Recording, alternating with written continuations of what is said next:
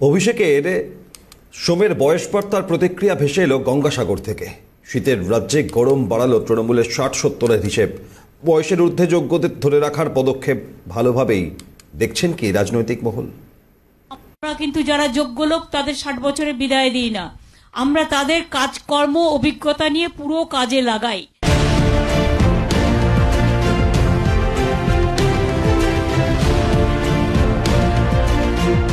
অভিষেকের বয়সসীমা মন্তব্যে আবারও প্রতিক্রিয়া এলো দলের সর্বোচ্চ স্তর থেকে। নাম না করে প্রশাসনিক দক্ষতার উদাহরণ টেনে বয়সের উস্কানি পদদলিত করলেন মমতা বন্দ্যোপাধ্যায়।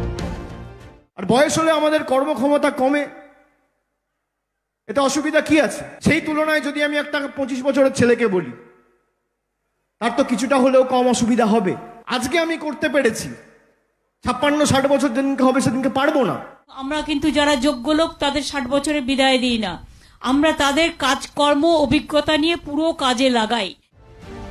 বঙ্গ রাজনীতির হিসেব বলছে অভিষেকের বয়সসীমার মডেল তৃণমূল বাস্তবায়িত হলে নাম বাদ যাবে একাধিক হেভিওয়েটদের। খাতায় কলমে বাদ পড়তে পারেন তৃণমূলের অন্তত 88 জন বিধায়ক। এমনকি লোকসভা নির্বাচনে 10 জন সাংসদের টিকিট পাওয়ারই কথা নয়। অভিষেকের বয়সের ধাক্কায় রয়েছেন 70 ছুঁই ছুঁই মমতা বন্দ্যোপাধ্যায়ও।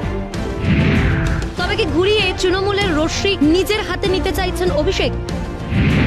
পিসি ভাইপো নিজেই নিজের বিরোধী? বয়স মন্তব্যকে হাতিয়ার বিরোধী দলনেতা।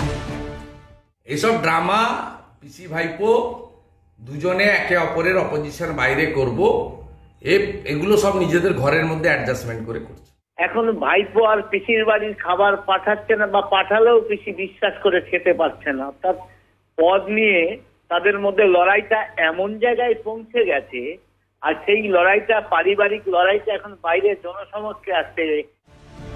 সুপ্রিমো বনাম সেনাপতির বাকযুদ্ধে রাজনীতির হাওয়া গরম হতেই শীত ছড়ালেন সৌগত রায়। অভিষেকের মন্তব্যের অন্য ব্যাখ্যা দিলেন তৃণমূলের বছর 76-এর নেতা। তাতেও থামেনি মন্তব্যের তীর চালাচালি।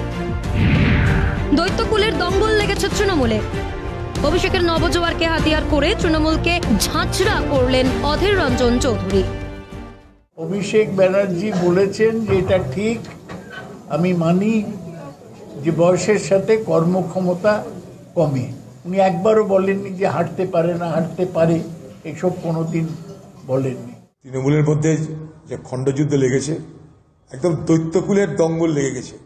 এই দৈত্যকুলের দঙ্গল থেকে বাংলা মুক্তি চাই, এটুকু বলতে পারি। আসলে সবটাই হচ্ছে কালীঘাট আর কেমন স্ট্রিটের লড়াই, ভাগ খাওয়ার লড়াই।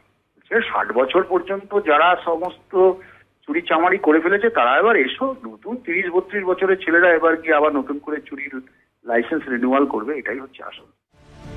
ক্ষমতা হস্তান্তরের স্রোতে নবীনের পক্ষে গা ভাসিয়েছেন কুণাল ঘোষ, পার্থ ভৌমিক, নারায়ণ গোস্বামীরা। আজ গঙ্গাসাগরের হাওয়ায় ভেসে এলো বয়স বার্তা।